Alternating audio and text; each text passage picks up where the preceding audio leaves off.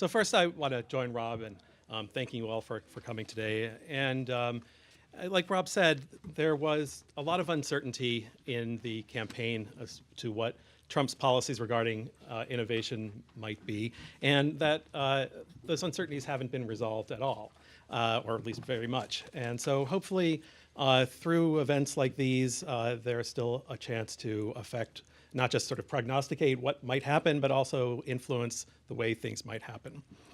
And so this morning, TPI released a report listing 10 technology recommendations, general principles. We brought some copies, but of course it's on our website, and we'll tweet the link. Many overlap with ITIF, some don't, and someday maybe we'll have another joint event where I can explain to Rob why I'm right and he's wrong. Although actually discussing some of these differences would be interesting, I think, someday. But I'm not going to list all 10 of them because I know we want to get on with the program, but I just want to highlight 4 categories of events that we hope the administration will pay attention to. And the first is that it's important to recognize the unique nature of innovation that requires global linkages and sufficient investment in research and development. Innovation is a global phenomenon. Research is interlinked around the world. It has certain public good aspects in which benefits spill over. Research and innovation in one country benefits, in another country benefits us here. Research here benefits people in other countries. And to make that happen, it needs to have free movement of workers, capital, and information across borders. But at the same time, some of those features make this potentially a classic market failure. The benefits don't all accrue to the innovator, which could lead to less public investment if less investment in research than the private sector alone would do, which means that it's important to maintain US technological leadership by properly funding our research institutions, including universities, national labs, NIH, NSF, and of course companies. And having said that, though, it's also important to consider what the role of government funding is in that. And you want to target research and development funds at areas that the private sector is not likely to fund, which means, in general, focusing more on fundamental science and basic research, and leaving research that is closer to commercialization to the private sector to try to target sort of more of this market failure area. The second general area is that evaluation and experimentation should be fundamental to any proposed program. We should experiment to see what programs work, like the FCC did with its Lifeline Fund, but then should take into account the results of that research and apply the results to the actual program.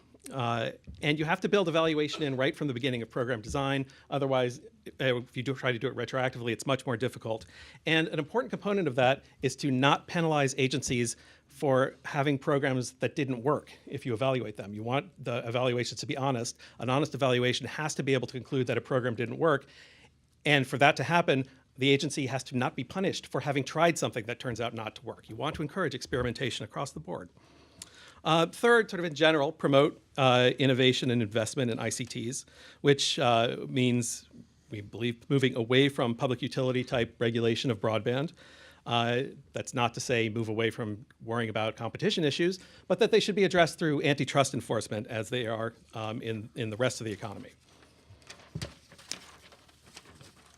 Along those same lines, allow innovative business models through price and non-price competition without requiring regulatory approval in advance. Today, that means things like zero rating, which has its own debates, but tomorrow it might mean something else, and we want to encourage investment in experimentation in different business models. Broadband deployment also gets a lot of attention, as it should, but we should recognize that 100% broadband coverage is aspirational, not realistic. Even at the height of fixed line telephones, we only got to about 96% coverage. So there's no reason to believe we're going to get to 100% coverage, and it'll be extraordinarily expensive. And given that the resources are limited, you want to make sure that any funds are allocated in a way that maximizes cost effectiveness. And you want to have a mechanism that gives away money to meet that goal, which generally means something like reverse auctions.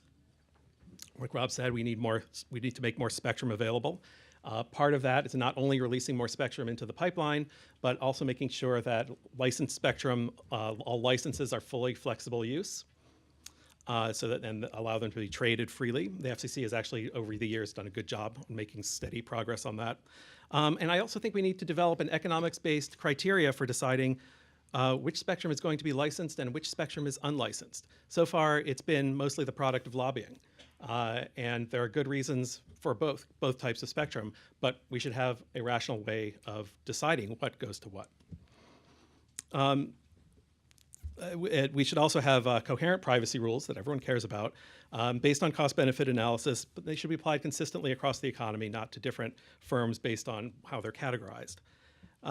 And then, of course, we need to ensure that intellectual property rights increase innovation and social welfare, which means recognizing the trade-off between the reason for IP, which is on the one hand to create incentives for people to create things, writing, music, movies, drugs, and to weigh that with the benefits of having those things be distributed immediately as far as possible, which is why IP rights have an end date, and balancing that trade-off to ensure that we don't lose the dynamic incentives to create over time.